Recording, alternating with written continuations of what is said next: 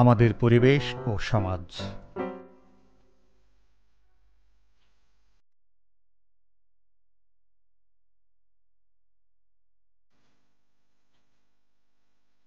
এক, প্রাকৃতিক পরিবেশের বৈচিত্র্য।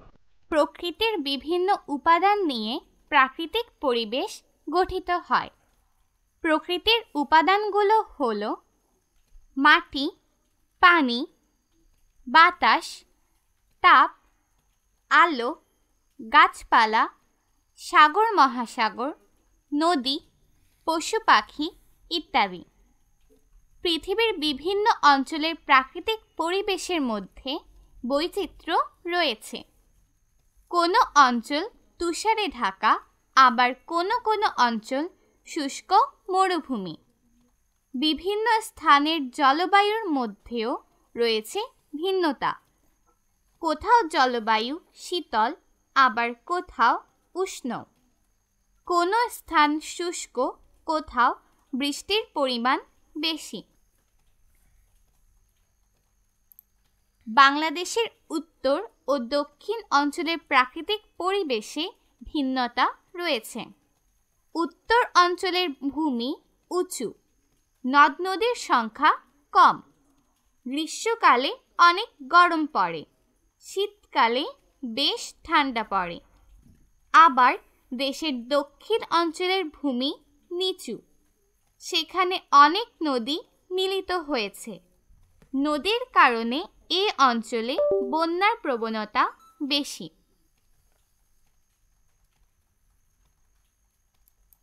এসো বলি। শিক্ষকের সহায়তায় শ্রেণীতে তোমার এলাকার প্রাকৃতিক পরিবেশ নিয়ে আলোচনা করো। অঞ্চলটির ভূমি কেমন, জলবায়ু কেমন?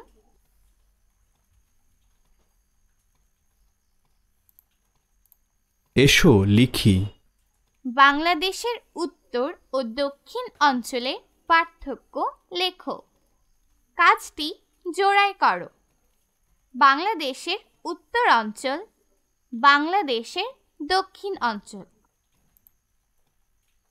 ভূমি উঁচু, নদ নদীর সংখ্যা কম। গ্রীষ্মকালে অনেক গরম পড়ে, শীতকালে বেশ ঠান্ডা পড়ে।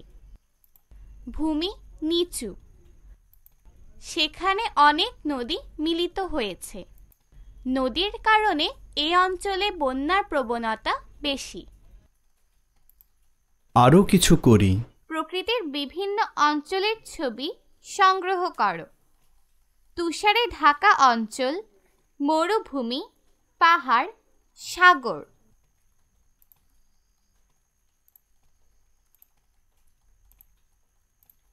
যাচাই করি। প্রাকৃতিক পরিবেশের কারণে অঞ্চল ভেদে যে পার্থক্যগুলো দেখা যায় তার দুটি বৈশিষ্ট্য লেখো।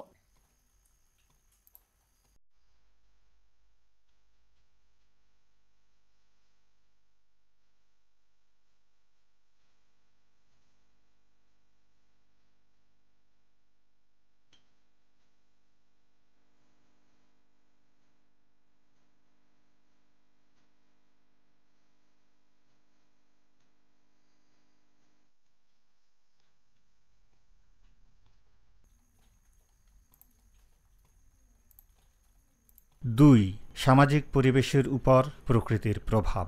মানুষের সৃষ্ট উপাদান নিয়ে সামাজিক পরিবেশ গঠিত হয়, যেমন বাড়ি, বিদ্যালয়, খেলার মাঠ ইত্যাদি।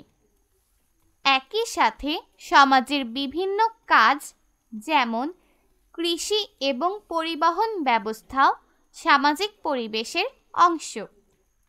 আমাদের সামাজিক পরিবেশ প্রাকৃতিক পরিবেশের উপর নির্ভরশীল। কোনো অঞ্চলে ঠান্ডা বেশি, আবার কোনো অঞ্চলে গরম বেশি।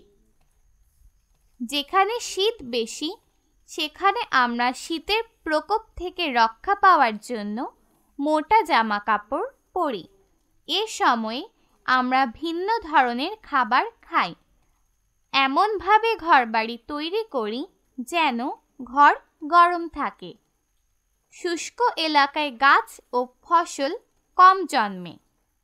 এছাড়া যেসব এলাকায় জলাশয় ও নদ নদী বেশি, সেসব এলাকায় মাছের চাষ বেশি হয় এবং সহজেই সেচের কাজও করা যায়।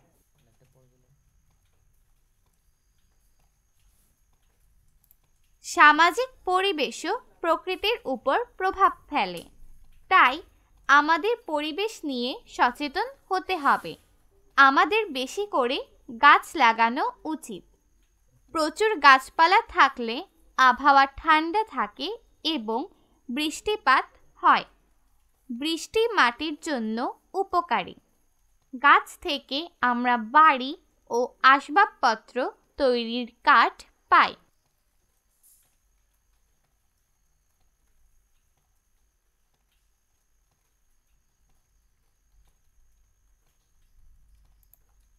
এসো বলি। পৃষ্ঠা 2 ও 4 দেখো। সেখানে 4 ধরনের যানবাহনের ছবি দেওয়া আছে। যানবাহনগুলো ভিন্ন ভিন্ন পরিবেশে কেন উপযুক্ত তা শিক্ষকের সহায়তায় শ্রেণীতে আলোচনা করো। এসো লিখি। প্রাকৃতিক পরিবেশ কিভাবে আমাদের সামাজিক কাজকে প্রভাবিত করে তার উদাহরণ দাও। বৃষ্টি ভেজা পরিবেশ, শুষ্ক পরিবেশ। বৃষ্টি ভেজা পরিবেশ, নৌকা, বন্যা, ধান চাষ। শুষ্ক পরিবেশ, খরা, কম চাষাবাদ, মৃত গাছ। আরও কিছু করি। প্রাকৃতিক পরিবেশের উপর জলবায়ুর প্রভাব আলোচনা করো। তোমার দেখা একটি বাড়ির প্রাকৃতিক পরিবেশে ছবি আঁকো। যাচাই করি। প্রাকৃতিক পরিবেশের উপর সমাজের প্রভাব কমাতে আমরা কি করতে পারি?